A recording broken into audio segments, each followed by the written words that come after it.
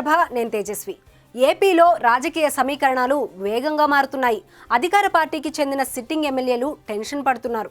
తాడేపల్లి నుంచి phone రాకపోతేనే better అని feel అవుతున్నారు. మరికొందరిని నేరుగా పార్టీ పెద్దలను కలవాలని ఖబరు పంపిస్తున్నారు. దీంతో ఎప్పుడు ఏం జరుగుతుందో, ఎవరి నుంచి పిలుపు వస్తుందోనని క్షణం ఒక యుగంలో గడపాల్సిన పరిస్థితులు వచ్చాయి.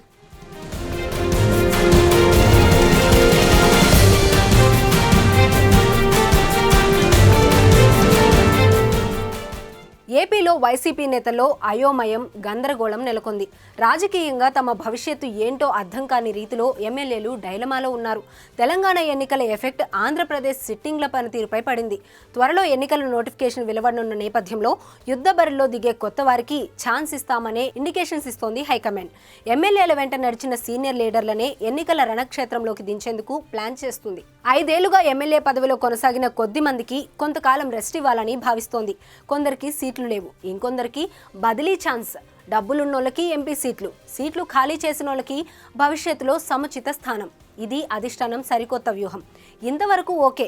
ఇప్పుడే ఈ గందరగోళం వైసీపీలో అలజడి రేపింది.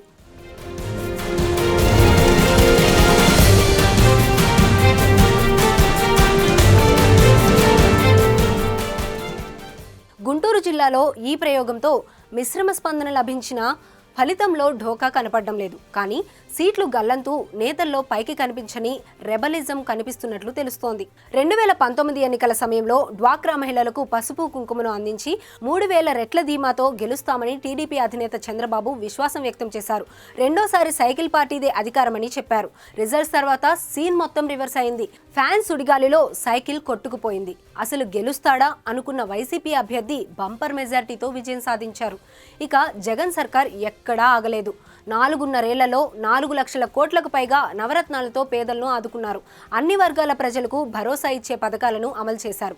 ఇలాంటి పరిస్థితుల్లో వేరే ఆప్షన్స్ వైపు ప్రజలు చూడరని, జగనే మళ్లీ అధికారంలోకి వస్తారనే విశ్వాసం ఉంది. వైసీపీ అభిమాన జనం అభిప్రాయం కూడా ఇదే. జనం బలం ఉంది, మరి తమను ఎందుకు మారుస్తున్నారని ఎమ్మెల్యేలు తెగ మదన పడుతున్నారు. జగన్ అన్నను తిరస్కరించామా? చెప్పిన పని చేయలేదా? కుట్రలు చేశామా? కుతంత్రాలు చేశామా? అసలు జనానికి ఎందుకు దూరమయ్యాం? ప్రతి సంక్షేమ పథకం సీఎం ఆధ్వర్యంలో వాలంటీర్లే అమలు చేస్తుంటే ఇక జనానికి తామెందుకు అవసరం?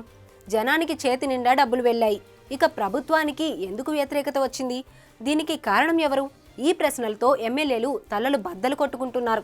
ఐపాక్ సర్వే, సొంత సర్వే, ఇంటెలిజెన్స్ సర్వే, ఇలా సర్వేలన్నీ అత్యధిక మంది ఎమ్మెల్యేలను ప్యాక్ చేయాలని సూచించడంతో మార్పులు చేర్పులకు అధిష్టానం శ్రీకారం చుట్టింది. అంతే, పని చేయని మంత్రులు, ఎమ్మెల్యేలను పక్కన పెడుతూ 175 మంది అభ్యర్థుల జాబితాను అధిష్టానం రెడీ చేసిందని తాడేపల్లి సమాచారం. డిసెంబర్ నెలాఖరులోపు తమ అభ్యర్థులను వైసీపీ ప్రకటించే అవకాశం ఉందని తెలుస్తోంది. వైఎస్ జగన్ అధికారంలోకి వచ్చినప్పటి నుంచి తరచూ సర్వేలు చేస్తూనే ఉన్నారు. ప్రతి ఎమ్మెల్యే, ఎంపీ, మంత్రుల ప్రోగ్రెస్ రిపోర్ట్లను ఎప్పటికప్పుడు పరిశీలిస్తున్నారు. రాబోయే ఎన్నికల్లో టికెట్లు ఇచ్చేది లేనిది నిర్ణయం తీసుకున్నారు. ఇక టికెట్ రానోళ్ళు పక్షపాత ధోరణితో తమకు టికెట్లు ఇవ్వలేదు అనే ఆరోపణలు రాకుండా జగనన్న జాగ్రత్తలు తీసుకున్నారు.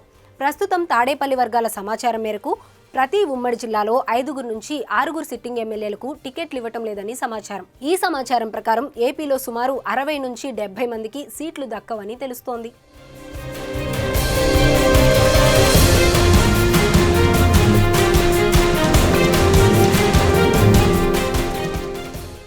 సీట్లు దక్కవనే సమాచారంతో ఉభయ గోదావరి జిల్లాల ఎమ్మెల్యేలు గగ్గోలు పెడుతున్నారు. తమ అనుచరగణంతో రాజీనామాస్త్రాలను సంధిస్తే గుంటూరు, ప్రకాశం జిల్లాలో పరిణామాలను గుర్తు చేస్తున్నారు. గుంటూరు జిల్లా మంగళగిరి ఎమ్మెల్యే రామకృష్ణారెడ్డి రాజీనామా చేయడంతో ఆయన అనుచరులు కూడా రాజీనామా చేశారు. అదేవిధంగా రేపల్లెలో మోపిదేవి వెంకటరమణ వర్గం కూడా రచ్చరచ్చ చేసింది. కానీ మోపిదేవి వెంకటరమణ సైలెంట్ అయిపోయారు. ఈ మార్పులన్నీ వైసీపీ విజయం కోసమేనని కార్యకర్తలకు నచ్చజెబుతున్నారు. ఇప్పటికే గోదావరి జిల్లాలకు చెందిన ఎమ్మెల్యేలకు గ్రాఫ్ తక్కువగా ఉందని, తెలంగాణ ఎన్నికల ఫలితాన్ని దృష్టిలో పెట్టుకుని గెలుపు గుర్రాలకే సీట్లు కేటాయిస్తున్నట్లు ఎంపీ మిథున్ రెడ్డి చెప్పారు. ఉత్తరాంధ్ర, రాయలసీమ జిల్లాల్లో సిట్టింగ్ ఎమ్మెల్యే కంటి మీద కునుకులేదు. ఏ రోజు తమను తాడేపల్లికి పిలుస్తారో అని బిక్కుబిక్కుమని కాలం గడుపుతున్నారు.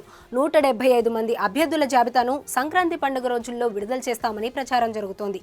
ఈసారి ఎన్నికల్లో వైసీపీ సిట్టింగ్లో ఎంతమంది గల్లంతవుతారో మరి కొన్ని రోజుల్లోనే తేలనుంది. అయితే తూర్పుగోదావరి, గుంటూరు, ప్రకాశం జిల్లాలోని వైసీపీలో తుఫాను ముందు ప్రశాంతత ఏర్పడిందా, లేక పార్టీ అధిష్టానానికే కట్టుబడి సాహో అంటున్నారా అనే విషయం తేలటం లేదు.